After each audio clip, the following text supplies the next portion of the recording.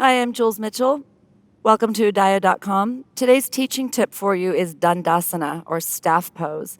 It's just a simple seated posture with the legs out, stretched out in front of you, but it's just not quite that simple. So I've got my friends here. I've got Anna, Marla, Chelsea, and Christina, and they're going to show you their variations of the pose and the struggles that they have. And then I'm going to give each one of them a specific setup that works for them and explain to you why. So we're not just throwing props at our students, not really quite understanding what the benefit is. And then you can try them out at home on yourself, see if they work for you, or try them out on your students, and let us know what you like. So let's try Dandasana. Go ahead and stretch your legs out in front of you. Let's turn a little bit at an angle. Nope, turn your legs to the right a little bit. Perfect. And stagger a little. So perfect. Okay, I'll start over here with Anna. Anna's got a nice Dandasana, but her legs are working like crazy. Her quads are doing so much work. And my suspicion with Anna is that she doesn't have the flexibility to be doing this posture without support, without lifting the pelvis. So she's just really muscling to stay upright. So go ahead and relax. You don't have to stay here. Move to the wall a little bit so I can show Marla. Marla just doesn't have the flexibility. She has a really hard time sitting up. The minute she sits up, she starts to rock back. If you watch the Navasana clip, you would know that about her.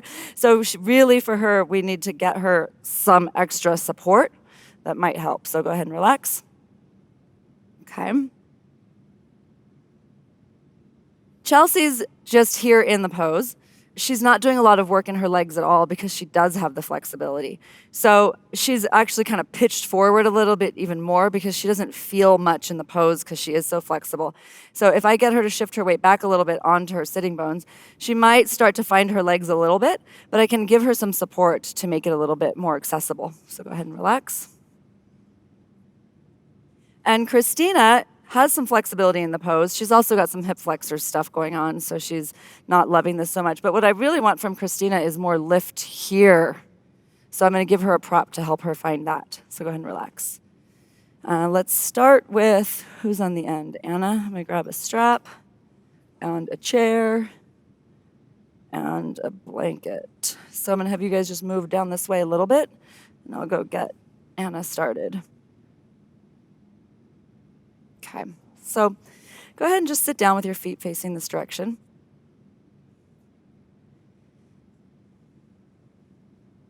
And so again, what I said was she doesn't quite have the flexibility here, so her legs have to work really overtime.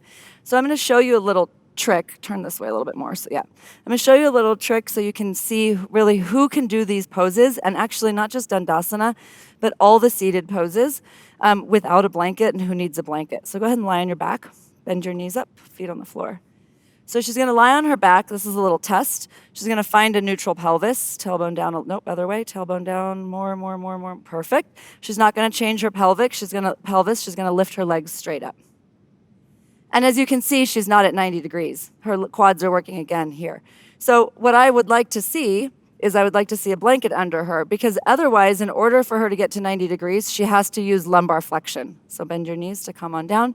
And you know lumbar flexion is not an aspect of Dandasana. Go ahead and sit up.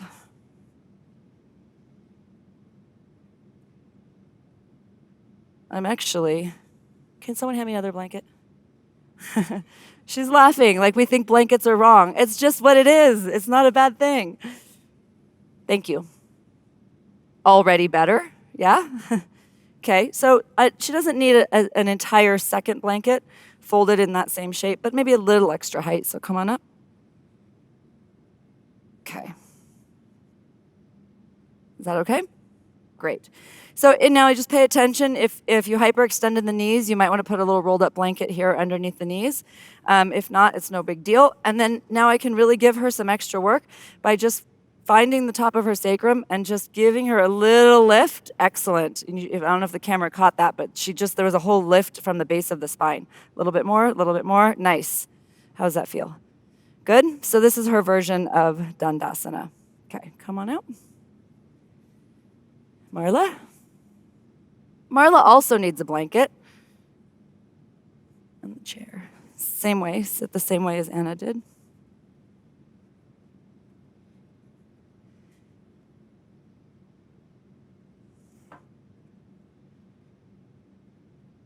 which helps. But kind of sit more on the edge of the blanket. Yeah. But also, Marla has a really long torso, and so her arms don't always reach the ground in the same way that they did for Anna. And so I'm going to actually give Marla a chair here. Put your hands on the chair. And so now she gets to use her arms so that she can find a little bit more in the pose. So relax your shoulders, push down to lift up. There you go. Is that okay? Do it again. Push down to lift. That's it. Does that feel okay? Because she was really starting to fall in the back body. Yeah? Okay. So that's the version for Marla. Chelsea.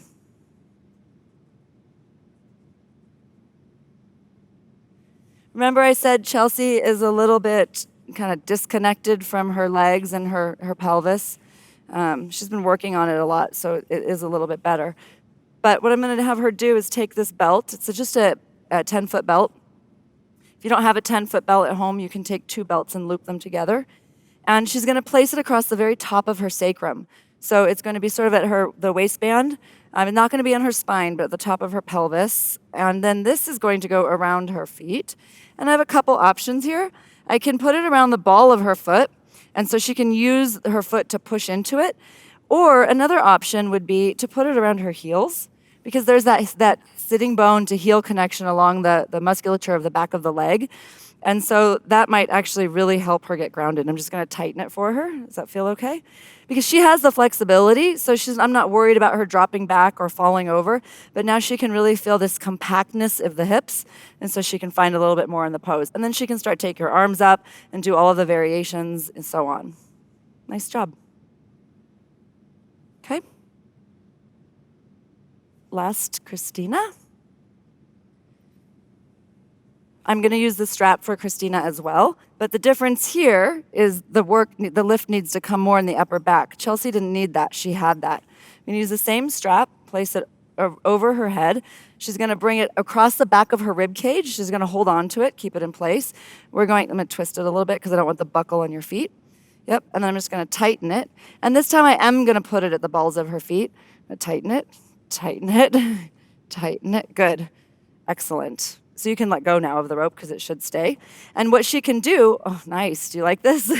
What she can do is push through the balls of her feet to get just a little bit more tension on the belt so she can get a little bit more lift in the chest. So go ahead, try these at home. See if you like them. Let us know which one was your favorite. And we'll see you next time on Udaya. Namaste.